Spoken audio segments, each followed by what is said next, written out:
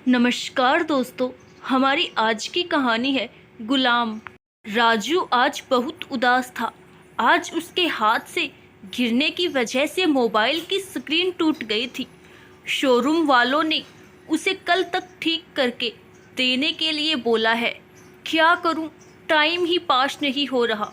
राजू ओ राजू, अंदर से माँ ने आवाज़ लगाई तो राजू आया माँ कहकर उठकर चल दिया। पिछले 3-4 साल में शायद यह पहला अवसर था जब माँ की एक आवाज़ पर राजू ने जवाब दिया हो। बोलो माँ। बेटा, आज घर में सब्जी नहीं है। सुबह पानी की मोटर ने पानी देर से उठाया बेटा, इसीलिए मैं तेरी मौसी बगल वाली आंटी के साथ सब्जी लेने नहीं जा पाई।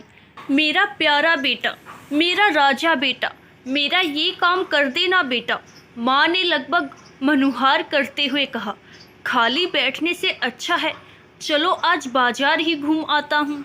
मन ही मन मैंने सोचा, अच्छा बताओ क्या लाना है। माँ के मुखमंडल पर एक नई सी चमक थी। माँ ने सब्जी की लिस्ट और थैला मुझे थमा दिया। बाजार जा रहे हो बेटा?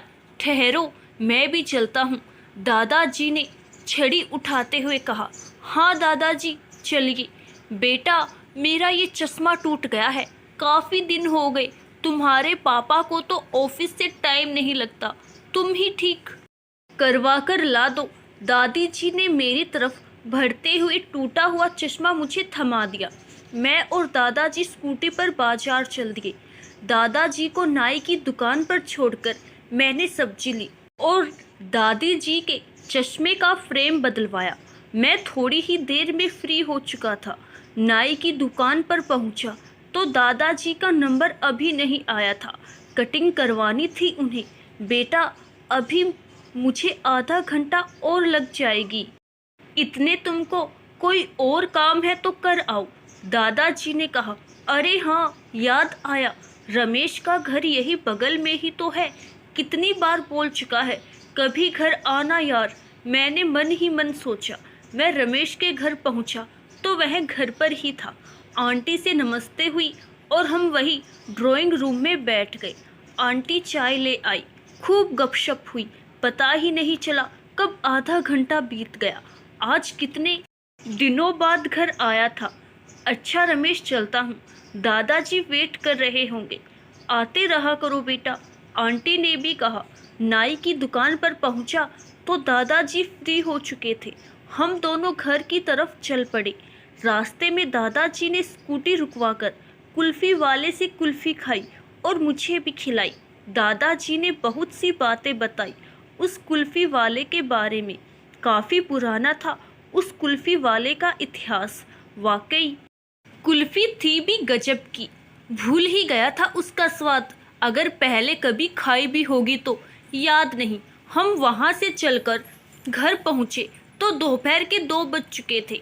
दादाजी बोले, निहाल कर दिया बेटा, तुम जा रहे थे तो साथ चला गया, नहीं तो गर्मी में हालत खराब हो जाती। दादाजी ने स्कूटी से लगभग उतरते हुए कहा। कितना आनंद था उस पल में। दादी जी के हाथ में जब चश्मा थमाया तो सैकड़ों आशीषों की पिटारी उपहार स्वरूप मिली। माँ ने भी फटाफट सिकंजी बनाकर पिलाई और पास बैठकर अपनी साड़ी से मेरा पसीना पोंछा। शायद बहुत बड़ी खुशी दी थी मैंने उन्हें आज सब्जी लाकर। थोड़ी देर में खाना तैयार हो गया। मैंने खाना खाया और सो गया। शायद थोड़ा थक गया था आज बाजार जाकर। 2 घंटों की नींद के बाद उठा तो पापा ऑफिस से आ चुके थे। कैसे हो बरखुरदार, पापा ने पूछा तो मैंने ठीक में सिर हिला दिया। पार्क चलोगे मेरे साथ? खाली घर बैठने से तो अच्छा है चलो आज पापा के साथ पार्क ही हो आता हूँ। यह सोचकर मैंने हामी भर दी। आधा घंटे बाद हम दोनों पार्क में थे। पढ़ाई, खेलकूद और ना जाने कितने विषयों पर बातचीत हुई। पार्क में पापा के दोस्तों से भी मिला। शायद पहली बार ही मिल रहा था क्योंकि कभी मोबाइल से इत्र की दुनिया मैंने देखी ही नहीं थी। बड़ा फ्रेश सा महसूस कर रहा था आज मैं खुद को। 2 घंटे पार्क में बिताकर घर लौटे तो 8 बज चुके थे। खाना तैयार था। खाने की टेबल पर हम सभी ने बैठकर खाना खाया। खूब हंसी मजाक हुआ। माँ और दादाजी ने मेरी खूब तारीफ की। उन्होंने बताया कि आज मैंने बाजार के काम निपटाकर उनकी कितनी मदद की। क्यों बरखुरदार, आज तुम्हारा टुनटुना नहीं है? पापा अक्सर मेरे मोबाइल को टुनटुना ही कहते हैं क्योंकि वह बजता ही रहता है, कभी व्हाट्सएप कभी फेसबुक की नोटिफिकेशन की टोन से। पापा, उसकी स्क्रीन क्रैक हो गई थी, ठीक होने को दे रखा है, कल ठीक कर देगा। तभी तो मैं सोचूं आज हमारे बरखुरदार को हमारे पास बैठने का वक्त कहाँ से मिल गया। मैं बस छेप कर रह गया। सच ही तो कह रहे थे पापा, शायद पिछले 3-4 साल में परिवार के इतना करीब मैं आज के अलावा शायद ही रहा था।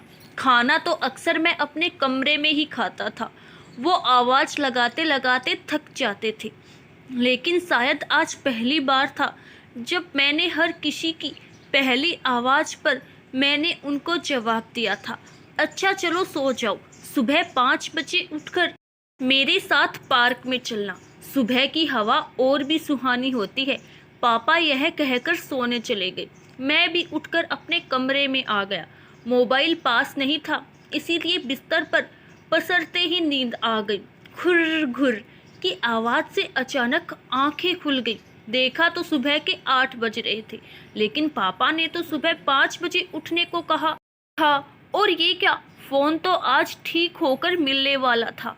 फ़ोन किसने लाकर रख दिया मेरे सिरहाने? ओह, तो क्या ये सब सपना था? दिल ने खुद ही दिल से सवाल किया और दिल ने दिल को ही जवाब दिया। हाँ, यह सपना था।